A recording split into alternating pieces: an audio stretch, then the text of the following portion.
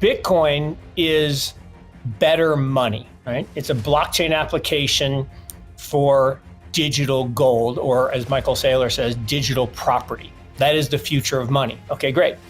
Ethereum's different. Ethereum is the future of global compute. And you've heard, Sam Altman and others say that compute is the most valuable asset in the future. And that's true.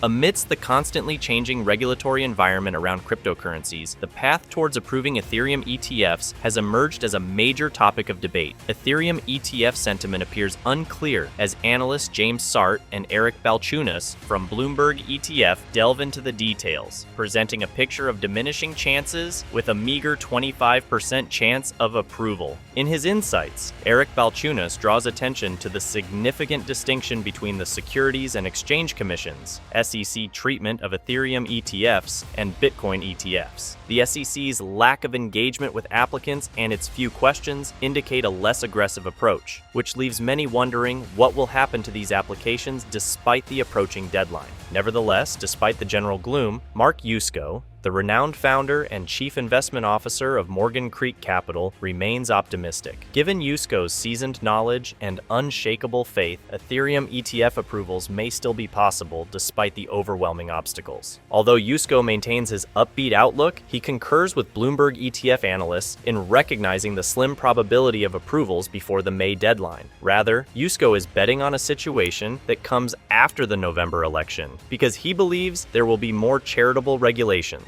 We're giving you a sneak peek of Yusko's recent interview with Paul Barron, in which he discusses his thoughts and approaches in light of the regulatory concerns. Come along as we explore the specifics of Ethereum ETFs and their possible effects on the larger cryptocurrency market as we navigate through Yusko's observations. Get ready for a thought-provoking conversation on the future of Ethereum ETFs, investments, and regulations. Definitely FUD.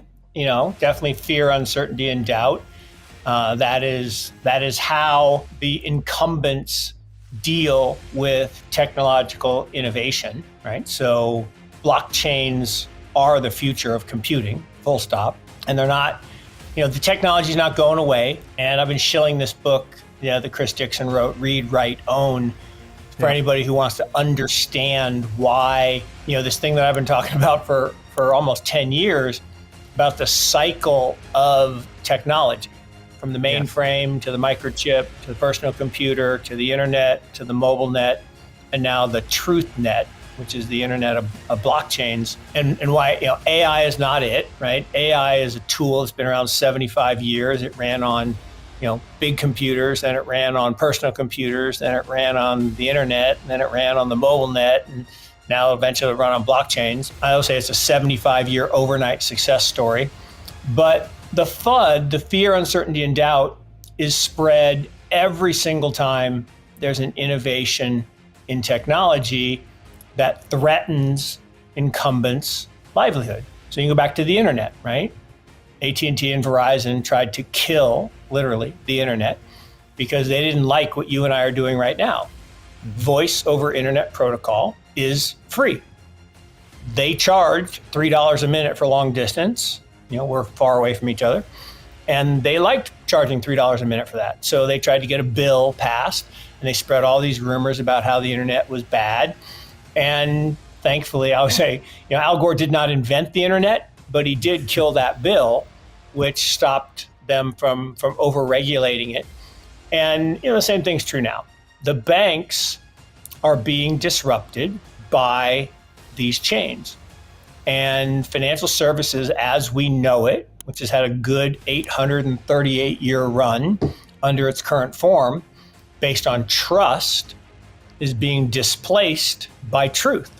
Blockchains give you truth. And therefore, as we think about, how would you stop these chains, these innovations from happening? Well, we'll over-regulate them. Well, but you don't have any jurisdiction because they're not securities. Well, then we'll classify them as securities.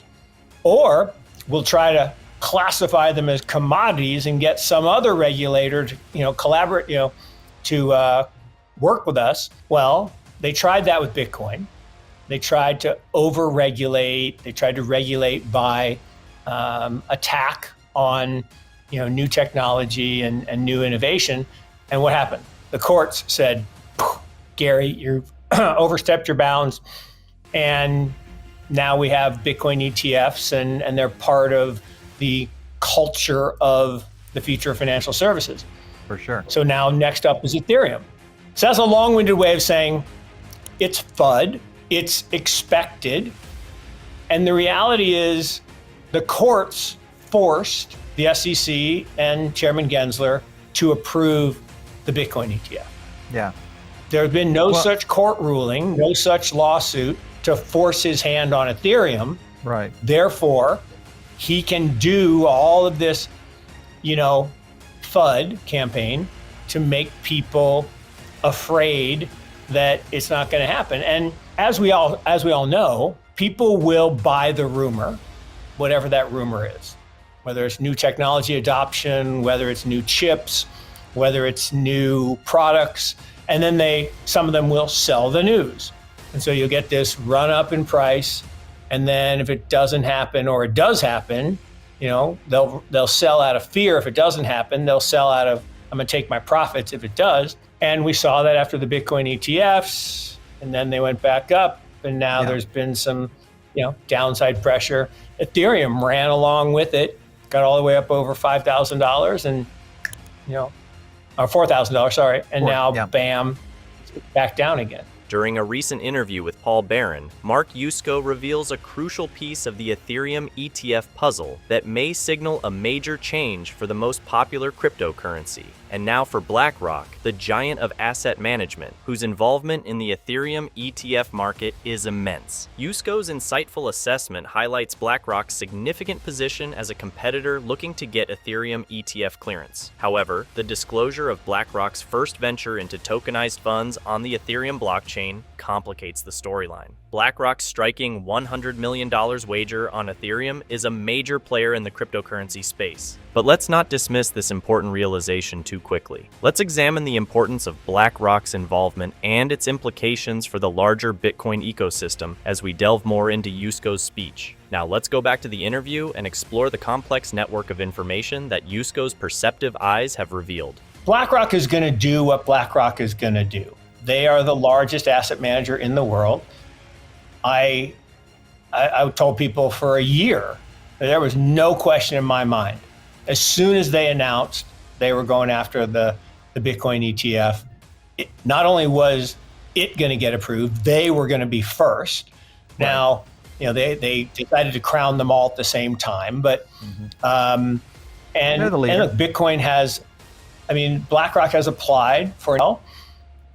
I think the challenge now is who has the bigger, stick, shall we say, and everything is political. Appointments of these, unelected people are by the administration that happens to appoint them. It happens to be an election year. So, look, Ms. Warren is pretty anti all of this. Why? Well, my thesis, I won't put words in her mouth, but my thesis is you look at her largest campaign contributors, they happen to be large financial institutions that have a great deal at stake if they are disrupted. So it's not surprising to me that she would craft legislation to slow down the disruptive technology. Okay, the fact that it's an election year and that she's, look, show me who said it, show me the incentive, I'll show you the outcome. There you go. That is the way the world has always worked. And here's the problem, political problem, as I see it. It costs, from what I've read and studied, about $100 million to secure a Senate seat in the United States. $100 million. Most of us don't have that. So if we want to run, unless your name is Meg Whitman, who spent $103 million or $108 million, I can't remember, of her own money. Yeah. She lost, unfortunately, but she spent over $100 million of her own money. Unless you're her or someone like her, you have to raise $100 million. Well, it turns out if people write you 1, 10, 20, $50 million checks, Paul, they expect something. Yep. And that's the way our system works in a world where you allow unlimited contributions to, PACs and super PACs. So either fix campaign finance and make people so they're not on the payroll of special interests, or do term limits like the old days, right? And when the founders the framers set it up, 2 years, you left the farm, you went, you served, and then you went back. You didn't stay for 6 or 8 or 10 or 50. You stayed for 2. And maybe 2's too short. Maybe we need 4 or 6. I don't know what the right number is. But it didn't 20, it didn't 40, and it didn't 50. And there's also, it's also vitality, right? When are you the most vital? When are you the most, I hate to say it, but I watched some speeches of our current president when he was 35. I'm like, yeah, right on. I agree with you.